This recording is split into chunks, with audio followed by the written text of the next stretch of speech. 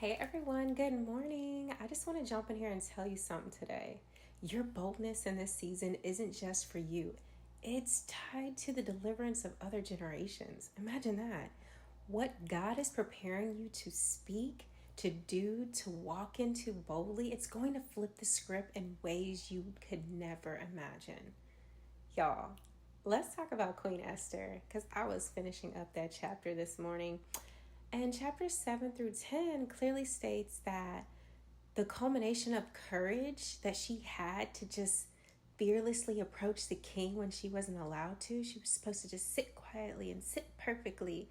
She moved boldly. She walked into the throne room uninvited, spoke up to the king, and exposed the evil that threatened her Jewish people. Y'all, she even said this famous quote. Y'all, Esther simply said, if I must die, I must die. She said, if I'm going to take this L, I'm going to go out like a G. Y'all, we have to have that same type of energy. That kind of boldness can't be fake. That kind of boldness can't be bought. It's literally birthed in the secret place. It's the result of prayer, preparation, and purpose. You can only get that from the Holy Spirit living and dwelling inside of you.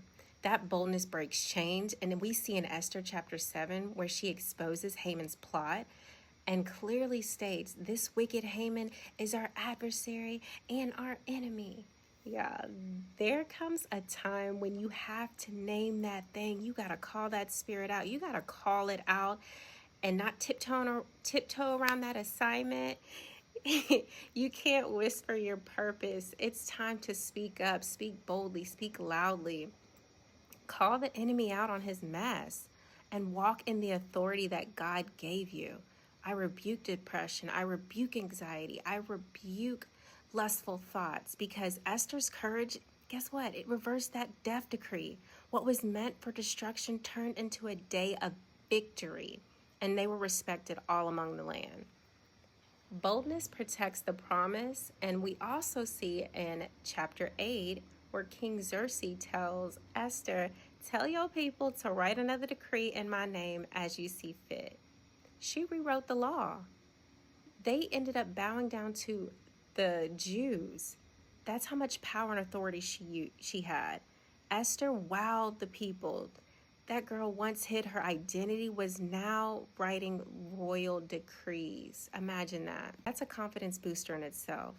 When you have God on your side, he gives you the divine strategy to kingdom success. He gives you the confidence. He gives you all of the authority to just walk out whatever assignment he has assigned to your life.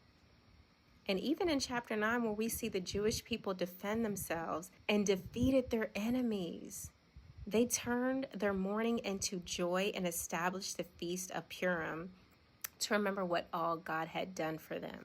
Their sorrow was turned into gladness and their mourning into joy. So overall, Esther didn't just save her generation. She established a legacy, a celebration that outlived her.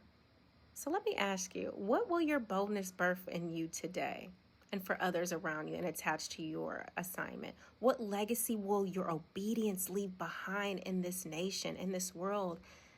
Now is the time to move boldly in your faith. Don't wait for the perfect timing. Don't wait for permission. Esther wasn't perfect, but she was positioned in alignment.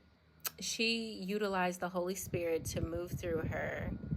And she prayed, she fasted, and she used her authority to get the job done. Esther's boldness also elevated Mordecai, and they together was an elite team that was able to just rise out the boldness out of the entire Jewish community.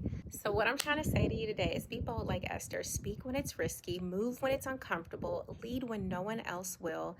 Pray, prepare, and walk in your God-given purpose, because your boldness today is the breakthrough someone else has been praying and waiting for. I pray you all are able to have a beautiful, blessed day and receive this message. I'll take care.